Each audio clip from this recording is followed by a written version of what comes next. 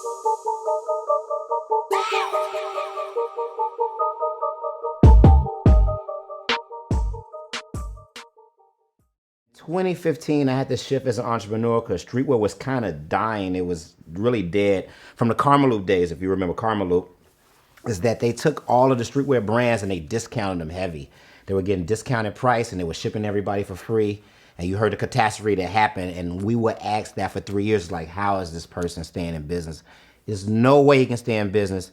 Our Crooks tees are $40, his Crooks tees are $28 with free shipping. There's just no way he's gonna stay in business. But it was all clout, hype. These things were happening. People partying, like, didn't save for the rainy day. They were investing, thinking that money don't stop, and that's why you have to respect money. You have to respect cash and credit, or it will bite you. And we just saw that turning, and when my landlord sold the building, I was going to close the store, and Sharif is who told me that leaders could never close. I knew I had other things happen, just like when I lost crew. I had job offers like crazy, like to consult, do these different things. So I was like, man, I can close the store and I can hop in 3 or 4 different things. It's easy work. Like, I just still know to this day that anything happens to any one of my brands, we'll be able to adapt and go to something kind of new. Because you know it is very competitive in the streetwear market, sneaker market right now. Everybody could just lose it and be gone in a year's time, no matter how well they're doing or how bad they're doing.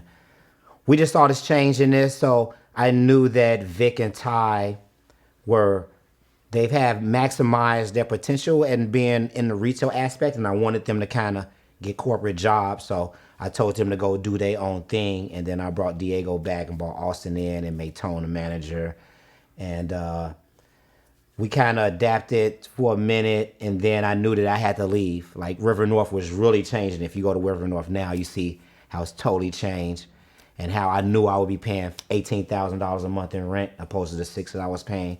So we went to a new area called West Loop. We got smaller, and at this time, when I was in financial trouble, I called on the friends, and they were like, come to Tokyo with us.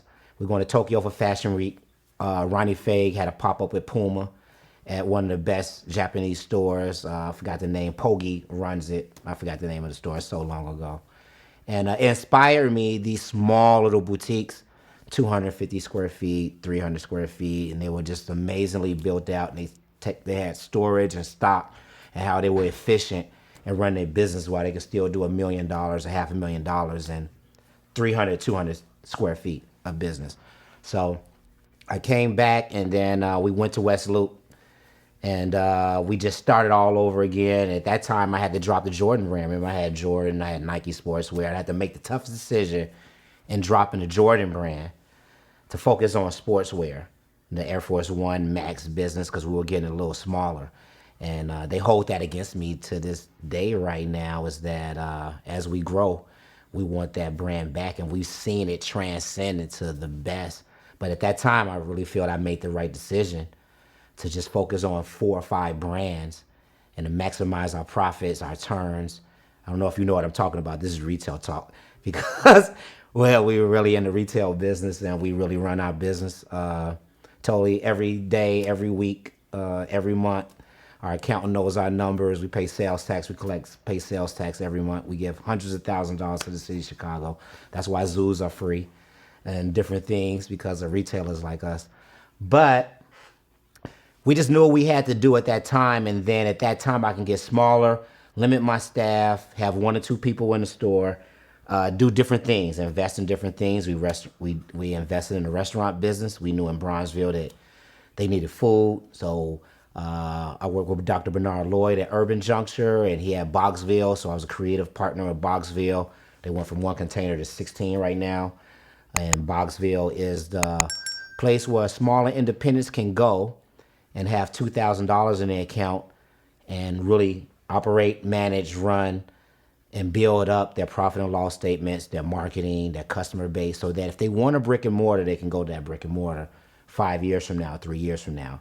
And this worked. We won a MacArthur Award back in 2019 for that establishment. So I gained a knowledge of community development, what community really meant when you go to an underserved community, and what you mean to that community, and what COVID meant to our restaurant and how we grew. Like, all these restaurants closed, but we grew and profited at that time because we serviced the community when they had nowhere to eat.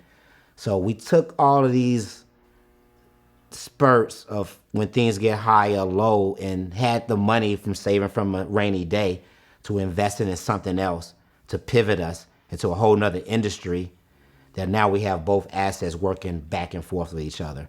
So from me having leaders and then me having a restaurant, I've been able to, what do you call it, cater Jordan events, All-Star Weekend. We did the HBO series.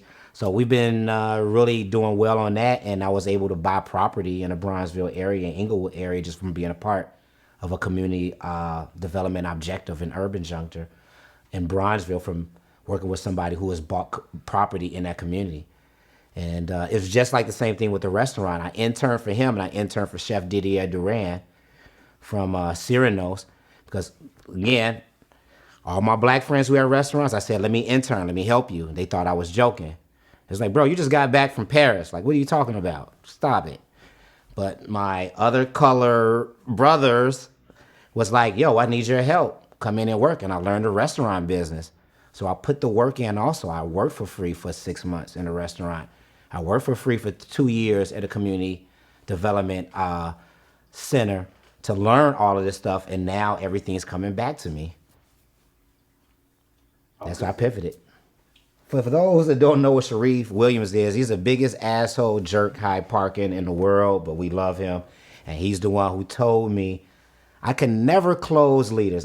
Leaders is a Chicago staple. It can never go anywhere. And at that point, I wasn't feeling that. Everybody switched. They chose sides. You know what I'm saying? And I was like, I bet y'all want this. That's the confidence I have in myself is that I can really move on. I'm that type of entrepreneur that I can move on. I still own the assets. I can license out the Leaders brand. I can distribute it how I want to. You know, I still own all the imagery, the trademarking. So I'll close it and make you miss me. But he was like, nah, you can't do that. You know, it's here for people. And if you see the growth of the people who has come from that establishment, who have seen us work and operate and where they are right now, we still had to be there for the city of Chicago and our community. And that's Sharif was one of the main focal points that was like, pull me to the side and was like, you tripping. And I need that. All right. I always need that from people. And that's why I have multiple mentors and people that I consider friends, dear friends, that we talk about our ups and our downs. And we don't pass judgment. We help each other kind of figure it out. The restaurant piece of a pivot happened because of my ego. It was like, I know none of these fashion guys could ever open a restaurant. It is the hardest business you can ever run and manage and operate. All right. It is the hardest work I've ever experienced in my life with anything. It makes me run back to my store and just kiss my staff, my team, and touch product. And everyone comes in there, spend $1,000 with you, and they love you to death. If one fry is burnt on the crisp of a $10 entree, you get a 1-star review. And, you know, your staff has to clean up and prep for the next day and clean up and wash dishes. So the restaurant thing was that I wanted to separate myself because people thought that that's the only thing that I could do was sell clothes. So I went in the restaurant business because I knew that there was something they could never do. And just to pay homage to ourselves and our team and operations was to say that we're really operators. We operate and we function as a business no matter what we do. We sell clothing, we sell footwear, hats, teas, food, anything that you want, we'll be able to sell it. We operate an official business that's meaningful for the community. One of the challenges for me is that everyone wants to be important. They're their own boss. Don't have a clue. Don't have no money. Don't have no clientele. But the world has showed them that anything can happen. And it's kind of really not true, but I have challenges and issues. We have not, remember that time from Leaders from 2002, we celebrate 20 years in October, remember? From 2002 to 2016, I had every youth individual wanting a job.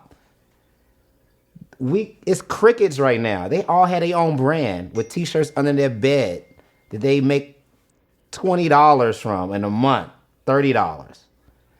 Everyone's an executive chef when they leave culinary school. So they go to a Bulls guy, a Bears guy, and they're their own chef, and they sign them into a contract where you can only cook for them.